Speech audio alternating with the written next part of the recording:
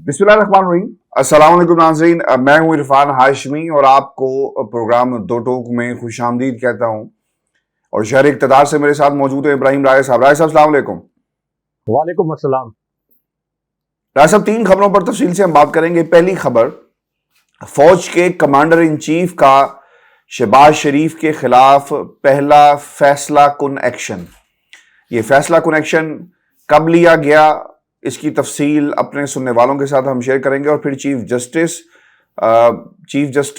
Justice Umar Ata Bandial और आने वाले चीफ जस्टिस काजी फायज ईसा के दरमियान एक जंग छिड़ गई है और चीफ जस्टिस ने जस्टिस काजी फायज ईसा के फैसले उड़ा कर रख दिए हैं। ये भी बताएंगे कि कौन से फैसले हैं। और फिर आखिरी 48 घंटे राय साहब शुरू हो गए आपके शहर में, ये बहुत ही इंपॉर्टेंट है।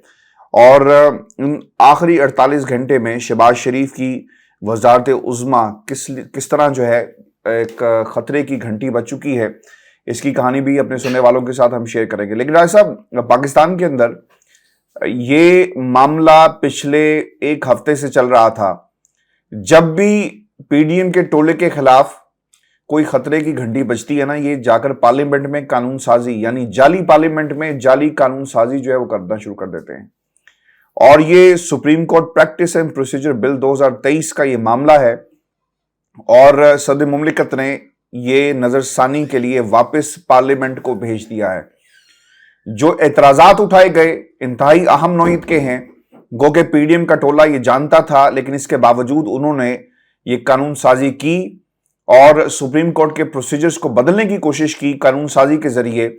लेकिन चीफ जस्टिस ऑफ पाकिस्तान की तरफ बाज लोग नजरें लगाए बैठे हैं, क्योंकि वो समझते हैं कि शायद आरिफ अलवी साहब एक रेफरेंस बनाकर भेजेंगे सुप्रीम कोर्ट के पास और फिर इसका नजरसानी जो है वो की जा सकती है और इसको टेकअप किया जा सकता है। सदर आरिफ अलवी साहब ने जो इतराजात उठाए हैं, उनके मुताबिक पार्लियामेंट के इख्तियार से बाहर है ये बिल कानूनी तौर पर मसनूई और नाकाफी होने पर अदालत में चैलेंज किया जा सकता है। सदर आरिफ अलवी साहब ये कहना चाहते हैं कि ये बिल इनकम्प्लीट है और नजरिए जरूरत की इजाद है। मेरे ख्याल में इस बिल की दुरुस्तगी के बारे में जांच पड़ताल पूरी करने और दोबारा गौर करने के लिए वापस करना ही मुनासिब है। आइन सुप्रीम कोर्ट को अपील, एडवाइजरी, रिव्यू और इब्तदाई इख्तियार समात से नवाजता है। मुजवजा आर्टिकल 184 अदालत के इब्तदाई इख्तियार समात से मुतल्लिक है। मुजवजा बिल का मकसद इब्तदाई इख्तियार समात इस्तेमाल करने और अपील का तरीका फराहम करना है। सवाल उठाया गया है राय साहब सदर आरिफ अलवी की तरफ से कि यह ख्याल काबिल तारीफ हो सकता है जो कुछ आपने किया, लेकिन इसकी टाइमिंग और जिस तरह से इसे पेश किया गया शायद ये मुमकिन नहीं है। इस बिल की को दुरुस्तगी बहुत ही जरूरी है। आईने पाकिस्तान में तरमीम के बगैर इस तरह की कानून साजी नहीं की जा सकती। राय साहब, हम इस प्लेटफॉर्म के ऊपर अपने सुनने वालों के सामने मुतादिद दफा ये नुक्ता उठा चुके कि सुप्रीम कोर्ट पाकिस्तान पार्लियामेंट जो 4th शेड्यूल है उसके मुताबिक पार्लियामान किसी किस्म की रद्दोबदल और कानून साजी नहीं कर सकता जहां तक सुप्रीम कोर्ट ऑफ पाकिस्तान का ताल्लुक है। दीगर कोर्ट्स के हवाले से हो सकता है, लेकिन सुप्रीम कोर्ट ऑफ पाकिस्तान के हवाले से नहीं हो सकता। और इसके लिए आपको 2/3 अक्सरियत की जरूरत होगी, 2/3 मेजोरिटी चाहिए और आपको आईने पाकिस्तान में तरमीम करना होगी, कानून साजी नहीं करना होगी। फिर सदर ये भी कहते हैं कि 1980 से अमल दरामद किया जा रहा है जो रूल्स वजह किए गए और इन रूल्स का, यानी ये सुप्रीम कोर्ट ऑफ पाकिस्तान का अंदरूनी मामला है और पार्लियामान इसके ऊपर कानून साजी नहीं कर सकती। 191 तरीकाकार है अदालती कार्रवाई का जो एम्पावर करता है कानून बनाने का इख्तियार किसके पास है। फिर राय साहब सदर ये भी कहते हैं कि अदलिया की आजादी को मुकम्मल तहफ़्फ़ुज़ देने के लिए आर्टिकल 191 को दस्तूर में शामिल किया गया। आर्टिकल 191 के तहत सुप्रीम कोर्ट को पार्लियामेंट की कानून साजी के इख्तियार से बाहर रखा गया। यह भी उन्होंने कहा कि 4th शेड्यूल के तहत पार्लियामेंट को सुप्रीम कोर्ट के अलावा तमाम अदालतों के दायरा इख्तियार और इख्तियारात पर कानून साजी का इख्तियार है। अच्छा, वैसे हैरत की बात यह है कि ये 4th शेड्यूल सदर आरिफ अलवी को पता है, लीगल फ्रेटर्निटी को पता है اگر پتہ نہیں تو یہ عطا تارڑ کو نہیں پتا. وہ بار بار یہ کہہ رہا ہے بھائی کہ جناب ہم اس کو پارلیمنٹ میں دوبارہ لے کر جائیں گے اور ہم اس کو پارلیمنٹ سے جو ہے اس کو اپروو کروا لیں گے. رائے صاحب فورتھ شیڈول میں تو یہ ہو ہی نہیں سکتا. پھر یہ کس بنیاد پر؟ یہ صرف چیک کر رہے ہیں. چونکہ اگر آپ نے دیکھا ہو جتنی بھی قانون سازی ہوئی، یعنی نیب قوانین کو چیلنج کیا گیا عدالت کے اندر، ان کو خطرہ تھا سپریم کورٹ آف پاکستان سے کہ تمام شریفوں جن کی سزائیں معاف ہوئی نیب قوانین میں ترامیم کے حوالے سے، اگر سپریم کورٹ نے اس کو اڑا دیا، کیونکہ اعظم سواتی پاکستان تحریک انصاف نے سپریم کورٹ میں استدعا کر دی ہے کہ کرپشن کے کیسز میں انہیں بھی یعنی تحریک انصاف کو بھی فریق بنایا جائے.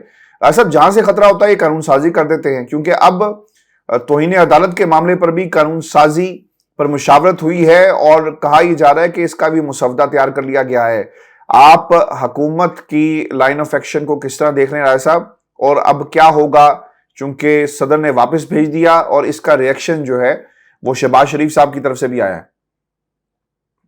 دیکھیں آشف صاحب، پہلے تو یہ دیکھنا پڑے گا کہ اس بل کے اندر جو باریک واردات ہے جو بہت سے لوگوں نے نہیں پڑھی. لوگ یہ سمجھ رہے ہیں کہ بس چیف جسٹس صاحب کے آج خود نوٹس کا جو ایک انتظامی اختیار تھا، جو کہ صحافیوں کے ایک کیس میں 5-0 سے یہ فیصلہ آیا تھا کہ چیف جسٹس کا یہ اختیار ہے کہ وہ بینچ تشکیل دے سکتے ہیں. 5-0 سے یہ فیصلہ آیا تھا اور ایک عدالتی نظیر بھی بن گئی تھی.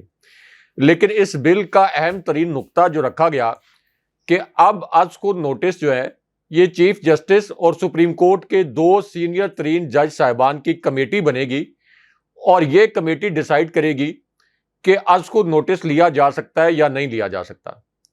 اچھا، اب اس وقت 3 سینئر ترین جج صاحبان کون ہیں؟ اس کے اندر ہے ساری گیم، کیونکہ لوگ خبر کے اندر جو خبر چھپی ہوتی ہے اس تک نہیں پہنچتے. اس وقت سپریم کورٹ کے 3 سینئر ترین جج کون ہیں؟ ایک تو چیف جسٹس صاحب ہیں، دوسرے ان کے بعد جسٹس فائز عیسیٰ ہیں جنہوں نے سپٹمبر میں چیف جسٹس بننا ہے. بہت سے لوگ یہ سمجھتے ہیں کہ جسٹس اعجاز الحسن اس وقت کوئی تیسرے نمبر پر سینئر ہیں. ایسی بات نہیں ہے. جسٹس اعجاز الحسن نے تو جسٹس فائز عیسیٰ کے ٹینیور کے بعد جا کر چیف جسٹس بننا ہے. اس وقت تیسرے جو سب سے سینئر جج ہیں وہ ہیں جسٹس طارق. اب ہاشمی صاحب، اس کا مطلب یہ ہے کہ حکومت نے پورا پلان کیا کہ یہ جو 3 رکنی کمیٹی کا ہم کہہ رہے ہیں، اس کے متعلق جو جعلی بل ہم لے کے آ رہے ہیں، تو اس میں پھر جسٹس فائز عیسیٰ اور جسٹس طارق، جن کے متعلق جسٹس فائز عیسیٰ نے تو اپنا مائنڈ شو کر دیا. آگے جا کر جسٹس فائز عیسیٰ کے فیصلوں کو جس طرح سے اڑایا گیا وہ بھی ڈسکس کرتے ہیں. لیکن جسٹس فائز عیسیٰ نے تو شو کر دیا ہے کہ وہ پی ڈی ایم کی وکٹ پر کھیل رہے ہیں، اور جسٹس طارق کے متعلق بھی یہ خیال ہے، ایک عام تاثر ہے کہ وہ چیف جسٹس صاحب کے مخالف گروپ میں ہیں. تو اس کا مطلب کیا ہوا کہ 3 سینئر ترین جج صاحبان، انہوں نے جب یہ دیکھا کہ 2 ان میں سے جج ایسے ہیں جو کہ چیف جسٹس مخالف ہیں، تو یہ 3 رکنی کمیٹی آن پرپز بنائی گئی ہے اس جعلی بل کے ذریعے، تاکہ چیف جسٹس کے اختیارات کو سپٹمبر تک، جب تک ان کی ریٹائرمنٹ نہیں ہوتی، اس میں پورے طریقے سے مفلوج کر دیا جائے. اب اس میں ایک اور خبر کے اندر بڑی خبر جو چھپی ہے وہ اپنے ویورز کے ساتھ شیئر کرنا بڑا ضروری ہے، کیونکہ صحافی جو ہیں وہ اس باریک واردات کو پڑھ نہیں رہے اور اس کو ڈسکس بھی نہیں کر رہے.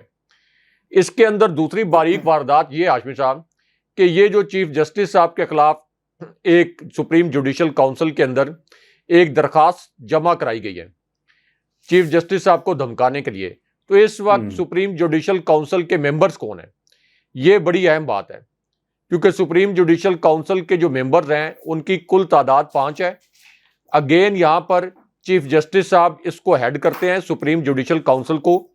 اس کے بعد دوسرے نمبر پر جسٹس فائز عیسیٰ سپریم جوڈیشل کونسل کے رکن ہیں سینئر ترین جج کے طور پر چیف جسٹس صاحب کے بعد، اور تیسرے نمبر پر پھر justice Tariq supreme judicial council کا حصہ ہیں. اس کا مطلب یہ ہے کہ سپریم جوڈیشل کونسل میں سپریم کورٹ کی حد تک اگر چیف جسٹس کے خلاف یا جسٹس مظاہر نقوی کے خلاف ریفرنس پر سماعت شروع ہو تو سپریم کورٹ کے 3 جج صاحبان میں سے 2 کے فیصلے چیف جسٹس کے خلاف یا جسٹس مظاہر نقوی کے خلاف آئیں گے. لیکن اس کے اندر ایک اور پھر ٹوسٹ آیا ہے.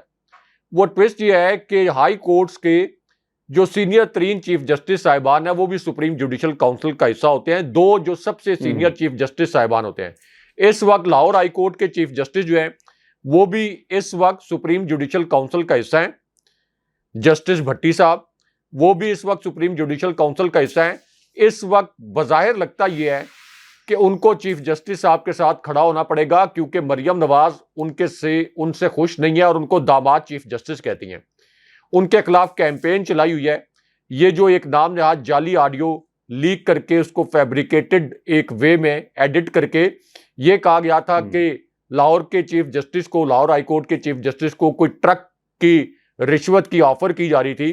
تو اس کا مطلب یہ ہے کہ پی ڈی ایم یہ سمجھتی ہے کہ لاہور ہائی کورٹ سے آئین کے تحت فیصلے آئیں گے، ہمارے خلاف فیصلے آئیں گے، تو پھر لاہور ہائی کورٹ کے جو چیف جسٹس ہیں ان کو آپ سمجھ لیں کہ یہ چیف جسٹس صاحب کے ساتھ اور آئین کے ساتھ کھڑے ہوں گے.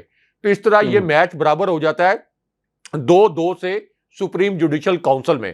اب جو 5واں اور فیصلہ کن ووٹ ہے، یہ بڑی دلچسپ بات ہے کہ یہ کس کے پاس ہے. سپریم جوڈیشل کونسل 5 رکنی سپریم جوڈیشل کونسل 2-2 ووٹ ہم نے ایکسپلین کر دیے.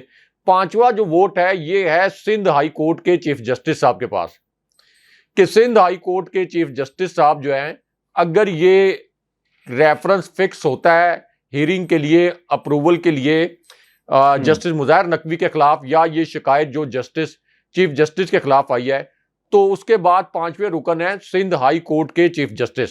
اب ان کے متعلق تو فی الحال کوئی آپ یہ کہہ لیں کہ فوری طور پر گیس ورک نہیں کیا جا سکتا، یا انہوں نے اپنا کوئی مائنڈ ظاہر نہیں کیا، تو فیصلہ کن ووٹ ان کے ہاتھ میں ہے. لیکن اس کے اوپر ایک اور اہم خبر یہ ہاشمی صاحب کہ سپریم جوڈیشل کونسل کے اندر کسی بھی جج کے خلاف کارروائی شروع کرنے کا جو اختیار ہے، یا سپریم جوڈیشل کونسل کو کنوین کرنے کا جو اختیار ہے، چاہے وہ الیکشن کمیشن کے ممبر کے خلاف کسی کے خلاف یہ آئے، ریفرنس آئے، کیونکہ الیکشن کمیشن کے ممبر جو ہیں یہ بھی آئینی عہدیدار ہوتے ہیں، تو تب بھی بطور سپریم جوڈیشل کونسل کے ہیڈ کے یہ چیف جسٹس کا اختیار ہے کہ کیا یہ فکس ہوتی ہے سماعت کے لیے یا نہیں. اپنی جانب سے تو انہوں نے بڑا ایک ارینجمنٹ کیا ہے کہ چلیں ایک جج کو مینیج کرنا پڑے گا. ہو سکتا ہے کہ سندھ ہائی کورٹ کے چیف جسٹس صاحب کے اوپر کوئی یہ پریشر ڈالیں، کوئی دباؤ ڈالیں، لیکن پہلے تو یہ دیکھنا ہے کہ یہ کیا چیف جسٹس صاحب پر کرپٹ پریکٹس ثابت کر سکتے ہیں. جب تک کرپٹ پریکٹس ثابت نہیں ہوگی تب تک کیس کی ہیرنگ شروع نہیں ہوگی. انیشلی تو آپ کو یہ ثابت کرنا پڑے گا کہ کرپٹ پریکٹس ہوئی ہے یا نہیں ہوئی. تو ہاشمی صاحب، چیف جسٹس صاحب کا ٹینیور کتنا رہ گیا ہے کل ملا کر؟ سپٹمبر میں انہوں نے ریٹائر ہو جانا ہے. اپریل آپ کا تقریباً آدھا جو ہے 1.5 ہفتہ اپریل کا چلا گیا ہے. تو اس 4 مہینے میں سپریم جوڈیشل کونسل میں یہ باقاعدہ ریفرنس کی شکل اختیار کرے گا، پھر اس کے اوپر کوئی ہیرنگ کے لیے فکس ہوگا یا نہیں ہوگا، ممکن ہی نہیں ہے. یہ صرف چیف جسٹس صاحب کو دھمکانے کے لیے کیا جاتا ہے. اب اس کے اوپر ایک آخری جو میں فگر پڑھ دوں جی، ایک آخری جو فگر پڑھ دوں کہ اس وقت یہ جو فل کورٹ کی بات کر رہے ہیں، چیف جسٹس صاحب نے ایک ترک کا پتہ بھی کھیلا ہے. وہ جو کہتے ہیں نا کہ انصاف ہوگا، ضرور ہوگا، تو یہ جو بار بار فل کورٹ بلانے کی بات کر رہے ہیں کہ فل کورٹ آپ بلائیں، اس میں کل اس وقت سپریم کورٹ کے جج صاحبان کی تعداد ہے 15. اس وقت بظاہر 8 جج صاحبان کھڑے ہیں چیف جسٹس صاحب کے ساتھ، آئین کے ساتھ. 7 جج صاحبان لکیر کے دوسری طرف کھڑے ہیں، 8 جج صاحبان تاریخ کے درست سرے پر کھڑے ہیں. اب یہ فل کورٹ کے معاملے پر بھی چیف جسٹس صاحب نے ایک ترک کا پتہ کھیلا ہے. انہوں نے کہا کہ فل کورٹ ہم ضرور بلائیں گے، کسی اسپیسیفک کیس پر نہیں بلائیں گے. فل کورٹ بینچ ہم بنائیں گے، لیکن سپریم کورٹ کے نئے قواعد و ضوابط بنانے کے لیے اگر آپ کو آج خود نوٹس کے اختیارات پر کوئی ایشو ہے، کسی کو ایشو ہے، تو اس کو بھی ہم ڈسکس کریں گے فل کورٹ میں. اور اس کا نتیجہ کیا ہوگا ہاشمی صاحب؟ یہ جو فل کورٹ کی پروسیڈنگز ہوں گی، ظاہر ہے کہ یہ بھی 1-2 مہینے 4-6 ہفتے لے سکتی ہیں. تو جیسے ہی چیف جسٹس بندیال صاحب کی ریٹائرمنٹ قریب آئے گی اور جسٹس فائز عیسیٰ کے ٹینیور قریب آنے لگے گا، ہو سکتا ہے کہ اس وقت یہ رولز بن جائے سپریم کورٹ سے کہ اس کو نوٹس لینے کا اختیار جو ہے وہ سینئر جج صاحبان کے پاس ہوگا اور چیف جسٹس کے اختیارات پر کاٹ دیے جائیں، قدغن لگا دی جائے، تو اس کا نقصان ہوگا جسٹس فائز عیسیٰ کو. تو چیف جسٹس صاحب کو یہ اتنے بڑے قانون دان ہیں، ان کو اتنا ایزی نہ لیں. ان کو بھی پتا ہے کہ پردے کے پیچھے کون ڈوریاں ہلا رہا ہے، تو وہ بھی قانون کے تحت اپنے جو پتے ہیں زبردست طریقے سے کھیل رہے ہیں، آئین کے تحت کھیل رہے ہیں.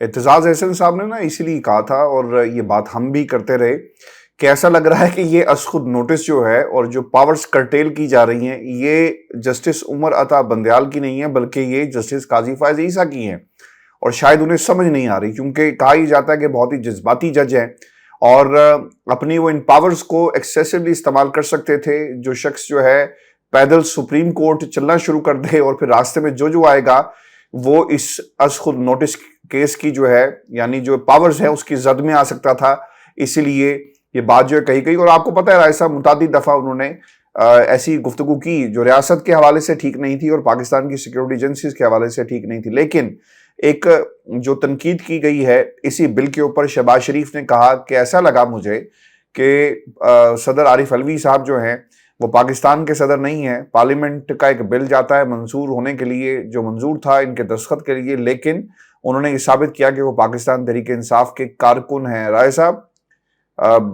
کارکن صدر عارف علوی صاحب ہیں یا کارکن وہ لوگ جو ایک مجرم ہے لندن میں بیٹھا ہوا ہے اور وہ اس وقت پورے ملک کی حکومت کو چلا رہا ہے؟ کیونکہ جوید لطیف نے جو باتیں کہی ہیں نا وہ بڑی میں تو اسے پڑھنے کے بعد جو ہے جس طرح سے جوید لطیف نے یہ کہا کہ جب تک لیول پلینگ فیلڈ جو ہے نہیں دی جائے گی اور جس لیڈر کی جو میرا لیڈر ہے جب تک وہ رنگ میں نہیں ہے عام انتخابات نہیں ہوں گے اور ایسا الیکشن ہم قبول نہیں کریں گے۔ تو رائے صاحب ہم پھر کب تک انتظار کریں جب تک نواز شریف کی سزا ختم نہیں ہو جاتی؟ کیونکہ یہ جو جوید لطیف صاحب ہیں یہ اپنی پارٹی کے لاڈلے ہیں، یہ نواز شریف کے لاڈلے ہیں، اور اس لاڈلے نے کیا کہا کہ آئین بے گناہ کو تاحیات نااہل قرار دینے کی اجازت نہیں دیتا۔ آج ریفرنس دائر کرنے کی جتنے بھی فیصلے ہو رہے ہیں اس کے پیچھے نواز شریف کھڑا ہے، یعنی عدالتوں کے خلاف اگر کوئی قرارداد آتی ہے اس کے پیچھے نواز شریف ہے، ریفرنسز فائل کرنے کی بات آئے گی تو اس کے پیچھے نواز شریف ہے، یعنی کہ ایسا شخص جو پاکستان کی عدالتوں کا اشتہاری ہے، بھاگا ہوا ہے، وہ ساری باتیں کر رہا ہے اور اس کا لاڈلا پاکستان میں بیٹھ کر یہ باتیں کر رہا ہے۔ 2018 میں نواز شریف اور لیگی قیادت کو سیاسی میدان سے باہر رکھ کر انتخابات کروائے گئے اور اب بھی ایسی کوشش کی جا رہی، لیکن ہم ایسا نہیں ہونے دیں گے۔ عمران خان بیرونی قوتوں کو کے زیر تسلط ہیں، اور پھر انہوں نے یہ جو باتیں کہی۔ رائے صاحب what do you make out of this؟ Javed لطیف جس کارکن کی بات کر رہے ہیں اس کے بارے میں بھی بتائیں، اور پھر یہ شہباز شریف صاحب جس طرح سے گفتگو کر رہے ہیں صدر عارف علوی صاحب کے حوالے سے۔ حافظ صاحب ایک تو جسٹس فائز عیسیٰ کے متعلق جو آپ نے بات کی ایک بڑا دلچسپ واقعہ بھی ہے۔ چیف جسٹس صاحب کے متعلق بڑی بڑی ہیڈ لائنز بنی کہ چیف جسٹس صاحب بندیال صاحب جو ہیں یہ جذباتی ہو گئے ہیرنگ کے دوران، سماعت کے دوران ایک موقع پر تھوڑے جذباتی ہوئے وہ، اور ان کو نہیں ہونا چاہیے تھا کیونکہ آپ کے جذبات نہیں بولتے سپریم کورٹ میں، آپ کے فیصلے بولتے ہیں، آپ کی آنکھوں کی نمی نہیں بولتی، آپ کے فیصلے اور آپ کا قلم بولتا ہے۔ لیکن یہ جو جسٹس فائز عیسیٰ صاحب کا اس وقت فین کلب اس وقت بنا ہوا ہے، یہ وہی جسٹس فائز عیسیٰ ہیں جن کے متعلق ایک تاثر پہلے بنایا گیا تھا کہ یہ بڑے اینٹی اسٹیبلشمنٹ ہیں، بہت سے لوگ یہی سمجھتے تھے۔ ابھی تو خیر جسٹس فائز عیسیٰ کا بت جو ہے یہ بھی مسمار ہو گیا ہے، ان کی شخصیت کا بت بھی ٹوٹ گیا ہے۔ یہ جسٹس فائز عیسیٰ کے خلاف جب ریفرنس گیا تھا ہاشمی صاحب سپریم جوڈیشل کونسل میں، تو اس وقت کئی مواقع پر یہ عدالت میں روتے رہے ہیں، کئی مواقع پر ان کی اہلیہ وہ بھی ایک بزرگ خاتون ہیں، ان کو بھی ظاہر ہے کہ بہت دھکے کھانے پڑے اور انڈیو دھکے بھی کھانے پڑے، لیکن جسٹس فائز عیسیٰ کئی مواقع پر عدالت میں سماعت کے دوران باقاعدہ آنسوؤں کے ساتھ روتے رہے ہیں۔ پھر اس کے بعد سپریم کورٹ کو کور کرنے والے رپورٹرز جن میں صدیق جان بھی شامل ہیں، ایک دو مرتبہ ان کے ساتھ یہ پرسنل بھی ہو گئے، عدالت کے اندر ان کو بلا کے ان کے ساتھ بحث شروع کر دی، ان کے ساتھ پرسنل ہو گئے، ذاتی نوعیت کے الزامات لگانا شروع کر دیے جسٹس فائز عیسیٰ نے۔ تو چیف جسٹس صاحب پر جو لوگ تنقید کر رہے ہیں کہ کچھ اگر آپ اجازت دیں، چونکہ آپ نے یہ کہہ دیا میرے جملہ وہ ذہن میں آ گیا، یہ بیٹھے ہوئے تھے تو صدیق جان کو انہوں نے اپنے پاس بلا کر پوچھا کہ تم مسلمان ہو؟ اس نے کہا الحمدللہ، انہوں نے کہا پھر سچی رپورٹنگ کیا کرو، یہ کہا گیا تھا کوٹ ان کوٹ۔ تو آج تو ثابت ہو گیا کہ وہ سچی رپورٹنگ ہوئی تھی، آج جو کنڈکٹ سامنے آ رہا ہے اس سے تو ثابت ہو گیا کہ وہ سچی ہوئی تھی نا رپورٹنگ۔ اچھا، اب ہاشمی صاحب یہ جو اس وقت کہا جا رہا ہے کہ میاں نواز شریف کی نیلی ختم جب تک نہیں ہوگی الیکشن نہیں ہوں گے، یہ وہی گریٹر پلان ہے اکتوبر کا. اکتوبر جسٹس فائز عیسیٰ، صدر عارف علوی، جن کے متعلق ہم نے سب سے پہلے بتایا تھا کہ یہ بل روکیں گے. 1 منٹ کی خاموشی ان تمام صحافیوں کے لیے اور ان نون لیگ کے ویورز کے لیے بھی جو ہمارے دو ٹوک کے پروگرام پہ آ کے کامنٹ کر رہے تھے کہ صدر کے پاس کوئی اختیار نہیں ہے اس بل کو روکنے کے لیے. اگر صدر کے پاس یہ اختیار نہ ہوتا ہاشمی صاحب تو یہ کیوں کہتے کہ ہم دوبارہ پارلیمنٹ میں لے کے جائیں گے؟ یہ کہتے کہ دوبارہ پارلیمنٹ میں لے کے جائیں گے، یہ تو کہتے کہ نہیں جی بل منظور ہو گیا ہے. تو ایک تو صدر نے یہ ریفرنس بھی جا سکتا ہے باس، ریفرنس بھی جا سکتا ہے سپریم کورٹ میں، یہ بھی نہیں ہمیں بھولنا چاہیے. جی ایگزیکٹلی. اب ہاشمی صاحب چونکہ سپٹمبر میں صدر عارف علوی کے عہدے کی میعاد بھی ختم ہو جائے گی، تو یہ جو اس وقت غیر آئینی کام کر رہے ہیں جن کے اندر صدر عارف علوی مختلف مواقع پر رکاوٹ بن جاتے ہیں، تو یہ ان کی ایک آئینی رکاوٹ ختم ہو جائے گی. جسٹس بندیال صاحب سپٹمبر میں ریٹائر ہوں گے، ایک اور بڑی آئینی رکاوٹ یہ ختم ہو جائے گی. تو اس کانٹیکس میں مریم نواز نے اپنے اس کارندے کو لانچ کروا کے یہ کہا ہے کہ نواز شریف کی نااہلی ختم کیے بغیر نون لیگ الیکشن میں نہیں جائے گی. اچھا چلیں، ویسے اس وقت تو اگر نواز شریف کی نااہلی ختم بھی ہو جائے تو کیا کرے گی نون لیگ؟ ابھی آج بھی ایک سروے آ گیا جس میں پوچھا گیا لوگوں سے کہ آپ کیا سمجھتے ہیں کہ کون سا لیڈر پاکستان کو موجودہ چیلنجز سے نکال سکتا ہے. تو 56% لوگوں نے کہا عمران خان صاحب، اور باقی جو 44% لوگ تھے یہ کوئی ووٹ تقسیم ہوئے ہیں 9-10 لیڈرز جو نام نہاد لیڈرز ہیں، یعنی باقیوں کی پاپولیرٹی 3% سے لے کر 9% پر کھڑی ہے. عمران خان صاحب کی اکیلی پاپولیرٹی 56% کے اوپر کھڑی ہے. کسی نے کہا کہ 3% بلاول بھٹو کو ووٹ دے دیے، آصف علی زرداری کو 1-2% ووٹ دے دیا. تو اس پوری صورتحال میں اگر نواز شریف کی نااہلی ختم ہو جائے، ابھی نواز شریف واپس آ جائیں، الیکشن کیمپین کو لیڈ کریں، تو پھر کیا ہوگا؟ کیا نتائج بدل جائیں گے؟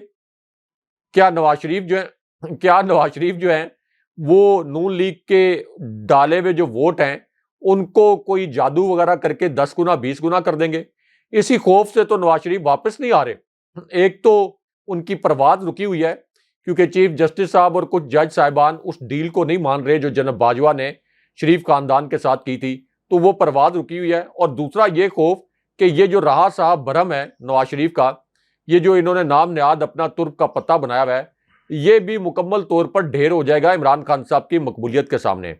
تو اس لیے یہ گریٹر پلان جو ہے وہ اکتوبر کا بنایا گیا ہے کہ اکتوبر کے اندر یہ سارے پلان ایگزیکیوٹ کیے جائیں، اور مین وائل عمران خان صاحب کو گرفتار کرنے کے لیے اور خدا نخواستہ سلو پوائزننگ کر کے ان کی جان لینے کی یہ پوری کوشش کریں گے، اور پارٹی کے اندر بھی اس کو توڑنے کی کوشش کریں گے. اب اس میں ہاشمی صاحب ایک بڑا اہم پوائنٹ جو عمران خان صاحب نے ریز کیا ہے، جس کو پاکستانی میڈیا نے تو مکمل طور پر دبائی دیا ہے. عمران خان صاحب نے پوائنٹ یہ ریز کیا ہے کہ میرے اوپر جعلی پرچے، اسی طرح میرے کارکنوں اور میرے رہنماؤں کو، پی ٹی آئی کے رہنماؤں کو اغوا کرنا، یہ سب کچھ لندن پلان کا حصہ ہے.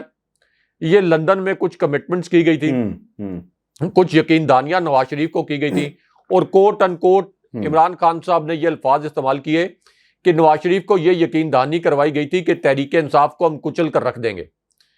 تو عمران خان صاحب تو یہ سمجھتے ہیں کہ اس وقت تحریک انصاف کو جن مشکلات کا سامنا ہے اس کے پیچھے وہ کمٹمنٹ ہے جو کہ لندن میں جو نواز شریف کے ساتھ کی گئی عمران خان صاحب کے بقول. اب ہاشمی صاحب اس کے بعد عمران خان صاحب کہتے ہیں کہ اس وقت پاکستان کا ایک ہی ادارہ تھا جو کہ شریف خاندان یا مافیاز کے انفلوئنس سے کسی حد تک باہر تھا، اور کچھ عرصہ پہلے تک تو مکمل طور پر باہر تھا. یعنی جناب باجوہ کی اسٹیبلشمنٹ سے پہلے تو یہ تاثر تھا کہ جنرل راحیل شریف کے دور میں کہ شریف خاندان کے اثر و رسوخ سے باہر تھا. تو وہ کہتے ہیں کہ یہ ادارہ بھی میرا ہے، فوج بھی میری ہے، یہ ریاست بھی میری ہے، لیکن اس وقت یہ امپورٹڈ حکومت یہ چاہ رہی ہے کہ پاکستان کی سب سے مقبول جماعت اور فوج آمنے سامنے آ جائے اور اس کے اندر سے ہم اپنے سیاسی مقاصد حاصل کریں، نفرتوں کے بیج بو دیں اور نفرتوں کے بیج بو کر فوج کو تحریک انصاف کے خلاف استعمال کریں.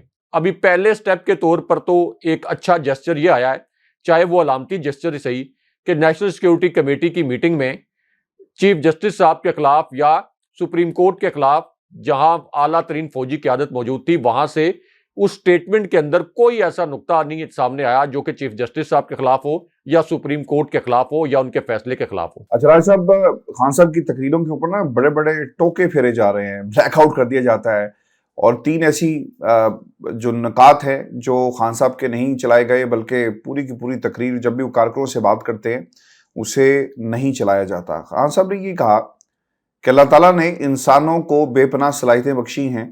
میں اسلام کا اسکالر نہیں، لیکن میں نے اپنی زندگی سے سیکھا ہے جو انقلاب اللہ کے نبی لے کر آئے ویسا دنیا میں کہیں نہیں آیا۔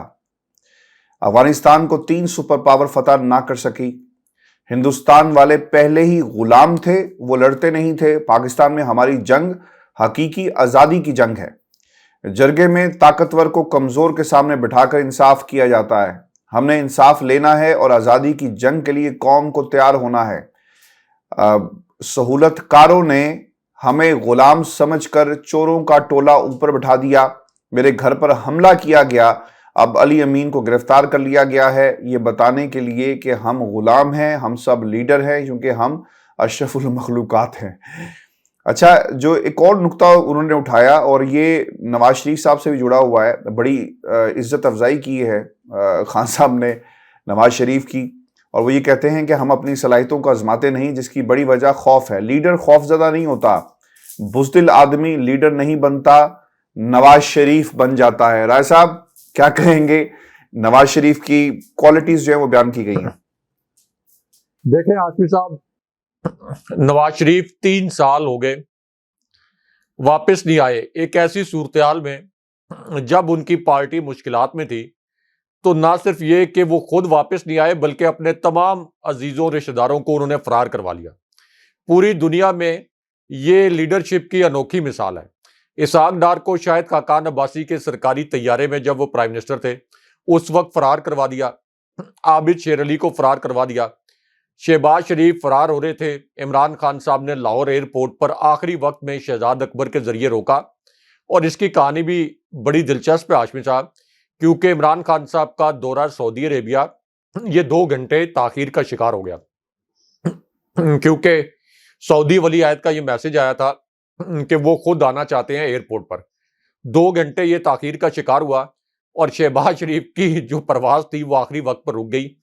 تو مریم نواز نے بھی ECL سے اپنا نام نکالنے کے لیے درخواست دی تھی، اور وہ یہ کہہ رہی تھی کہ میری تو تھوڑی سی سرجری ہونی ہے چھوٹی سی، تو وہ بھی نکلنا چاہتی تھی پاکستان سے۔ تو یہ ان کی لیڈرشپ ہے کہ یہاں پہ اپنے کارکنوں کو جیلوں کے اندر چھوڑ دو، ان کو مصائب جھیلنے کے لیے چھوڑ دو، اور خود اپنے پورے ٹبر کو لے کر یہاں سے فرار ہو جاؤ، اور پھر جب آسانی آئے، جب ڈیل ہو، تو اپنے کارکنوں کو نظر انداز کر دو، جس پر شاید خاقان عباسی بھی ابھی ناراض نظر آتے ہیں، خواجہ سعد رفیق بھی خائف نظر آتے ہیں، عابد شیر علی جن کو نون لیگ کے اندر نجی محفلوں میں بھگوڑا کہتے ہیں خود نون لیگ کے لوگ، اسحاق ڈار کو اسحاق ڈار کوئی نہیں کہتا، شاید خاقان عباسی، خواجہ آصف، ان کا جو پورا کیمپ ہے یہ اسحاق ڈار کو رشتہ دار کہتے ہیں۔ تو واپس جیسے ہی ڈیل ہوئی، اسحاق ڈار وزیر خزانہ بنا دیے گئے۔ مفتاح اسماعیل جو یہاں پر نیب کے چکر کاٹتے رہے، ان کو اٹھا کے انہوں نے باہر پھینکا، اور عابد شیر علی کو ضمنی الیکشن میں ٹکٹ دے دیا، اور ویسے تحریک انصاف کے ہاتھوں رسوا بھی کروا دیا۔ یعنی عابد شیر علی مصیبت کے وقت یہاں سے بھاگ گئے، جیسے ڈیل کے تحت حکومت آئی واپس آئے، اور ان کو ٹکٹ بھی دے دیا تھا جس میں ان کو تاریخی شکست ہوئی، اور اس مرتبہ پھر ان کو ٹکٹ نہیں ملا۔ تو ہاشمی صاحب یہ ہے ان کی لیڈرشپ کوالٹی۔ لیکن آگے جسٹس فائز عیسیٰ کے متعلق بڑی اہم خبر ہے، پروگرام کا ٹائم زیادہ ہو رہا ہے، تو وہ ذرا خبر پڑھیں۔ سر میں اسی طرف آ رہا ہوں، یہ جنگ چھڑ چکی ہے رائے صاحب۔ چیف جسٹس نے بتایا کہ سپریم کورٹ کا سربراہ کون ہے، چیف جسٹس کون ہے۔ آپ کی خواہش ہوگی آپ اپنی باری کا انتظار کریں۔ یہ بھی ایک پیغام دیا گیا ہے اس جنگ کے نتیجے میں، اور نقصان جو ہے وہ جسٹس قاضی فائز عیسیٰ کا ہوا ہے۔ اگر میں یہ کہوں کہ گمسان کی لڑائی ہم نے دیکھی ہے تو یہ غلط نہیں ہوگا، کیونکہ ایک ایسے وقت میں ٹائمنگ رائے صاحب بڑی امپورٹنٹ ہوتی ہے۔ فیصلے جسٹس اطہر من اللہ کا اختلافی نوٹ آیا، ہم اس کی ٹائمنگ پر بات کر رہے تھے، اسی طرح ایک ایسے وقت میں جب اسخر نوٹس کیس کے حوالے سے قانون سازی اور حکومت صدر پاکستان عارف علوی آمنے سامنے ہیں، اس وقت یہ فیصلہ آتا ہے جہاں سے ساری کہانی کا آغاز ہوا۔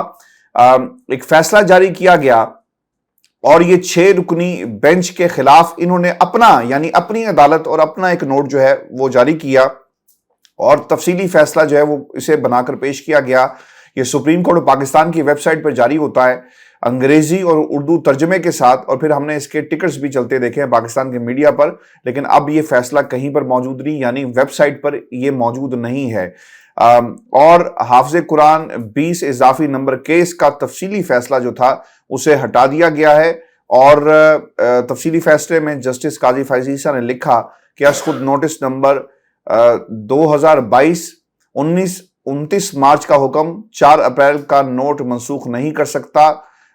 متکبرانہ آمریت کی دھند میں لپٹے کسی کمرہ عدالت سے نکلنے والے فیصلے آئین کو برطرف نہیں کر سکتے.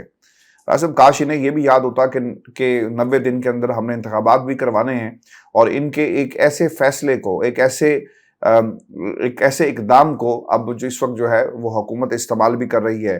راجہ صاحب, ہیونگ سیڈ دیٹ, میں اور ہمارے سننے والے یہ جاننا بھی چاہتے ہیں جس شہر میں آپ بیٹھے ہیں ایک کاؤنٹ ڈاؤن شروع ہو چکا ہے, اور کاؤنٹ ڈاؤن اس لیے شروع ہو گیا, اسے تو میں 48 گھنٹے میں نے انٹرو میں اس لیے کہے تھے کہ آخری 48 گھنٹے ہیں اور اب تخت یا تختہ ہوگا, کیونکہ شہباز شریف صاحب کے لیے توہین عدالت کے مرتکب ہونے جا رہے ہیں, اور دوسری طرف توہین عدالت کے حوالے سے قانون سازی کی جا رہی ہے. یعنی جس طرف سے خطرہ ہوتا ہے نا, یہ قانون سازی کر کے اس خطرے کو ختم کر دیتے ہیں. اب اس قانون سازی کے اندر توہین عدالت کی کارروائی 48 گھنٹے ختم ہوں گے تو شروع ہوگی, اگر عدالت چاہے لوگوں کو کٹہرے میں کھڑا کرے گی. وہ تمام لوگ جنہوں نے سپریم کورٹ پاکستان کے فیصلے کو ماننے سے انکار کیا اور وہ توہین عدالت کے مرتکب ہوئے ہیں. ایک قرارداد پاس کی گئی جس میں 42 لوگوں کے دستخط ہیں. راجہ صاحب, ایک بڑا ایوان ہے, یعنی 300 پلس کا ایوان میں سے صرف 42 لوگوں نے قرارداد پاس کی, جس کے اوپر پاکستان بار, سپریم کورٹ بار, ان کا بھی اعلامیہ آ گیا اور کہا جا رہا ہے کہ جناب اس طرح کی اگر بات ہوگی تو ہم بھی سڑکوں پر آئیں گے. اب الیکشن کمیشن آف پاکستان نے خبریں چلائی ہیں کہ 10 اپریل تک فنڈز نہیں ملیں گے. مجھے تو لگ رہا ہے راجہ صاحب, اسحاق ڈار صاحب بھی ٹی وی پر آ کر کہہ گئے, انہوں نے کہا نہیں کہ ہم فنڈز نہیں دیں گے, لیکن انہوں نے ایک بات کہی, انہوں نے کہا جی میرے پاس آئے تھے, میں نے ان کو بریف کر دیا ہے, مجھ سے بریفنگ لیں گے. یعنی تکبر مجھے نظر آیا ان کی گفتگو میں, اور وہ کہنا یہ چاہ رہے تھے کہ اس وقت میں ڈیفیکٹو پرائم منسٹر ہوں, نواز شریف کا سمدی بھی ہوں, نواز شریف کا رائٹ ہینڈ بھی ہوں. تو شہباز شریف صاحب کو میں نے بتا دیا ہے, باقی لوگ بھی بریفنگ دینے آئیں گے تو میں ان کو بھی بتا دوں گا کہ بے نظیر جب شہید ہوئی تب بھی الیکشن ڈیلے ہوئے, اور اب ایک جملہ بڑا امپورٹنٹ ہے راجہ صاحب کہ اب 90 روز میں انتخابات. اب کون سا 90 روز میں انتخابات ہو رہے ہیں, یہ بار بار ریپیٹ کیا جا رہا ہے. وہ کہنا یہ چاہتے ہیں کہ بات تو آگے نکل گئی ہے, لہٰذا اب یہ مزید بات آگے نکلے گی.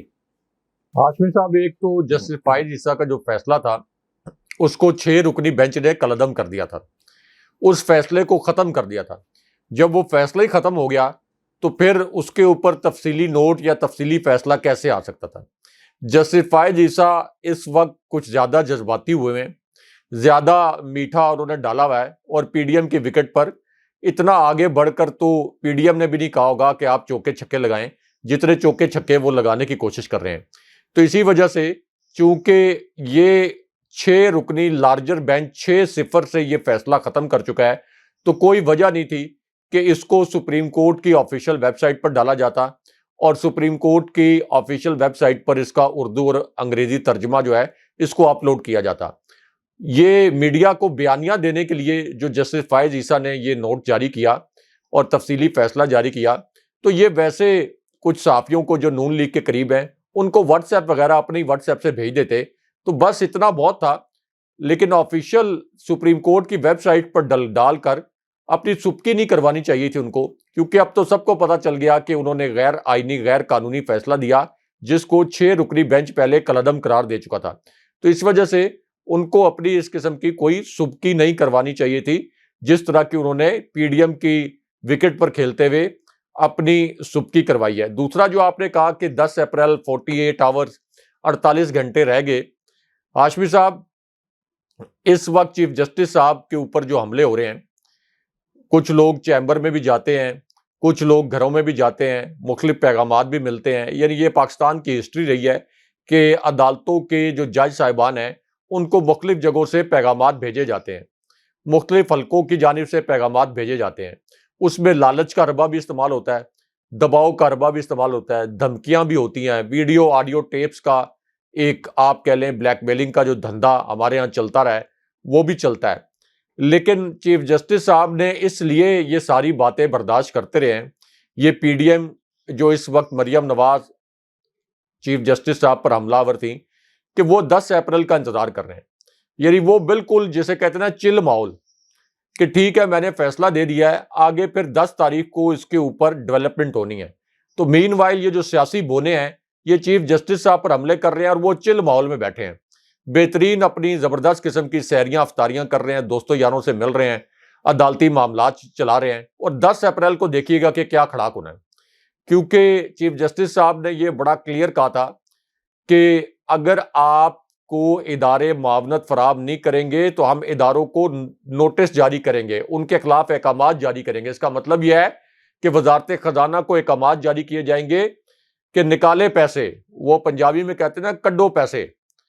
تو ان کو کہیں گے جناب آپ 40 ارب روپے 50 ارب روپے جن پروجیکٹس کے اوپر لگا رہے ہیں تو 20 ارب روپے الیکشن قومی زندگی کا, نئی قومی زندگی کے لیے سب سے اہم جو ہے وہ جزو الیکشن ہوتا ہے. اسی طرح وزارت داخلہ کو کہا جائے گا کہ آپ سیکیورٹی فراہم کریں, نہیں فراہم کریں گے تو پھر نیلیاں ہوں گی, یوسف رضا گیلانی کی طرز پر نیلیاں ہوں گی. اور اعتزاز احسن صاحب کو آج بھی میں سن رہا تھا کہ الٹیمیٹلی یہ شہباز شریف کی نیلی کی جانب معاملات جائیں گے.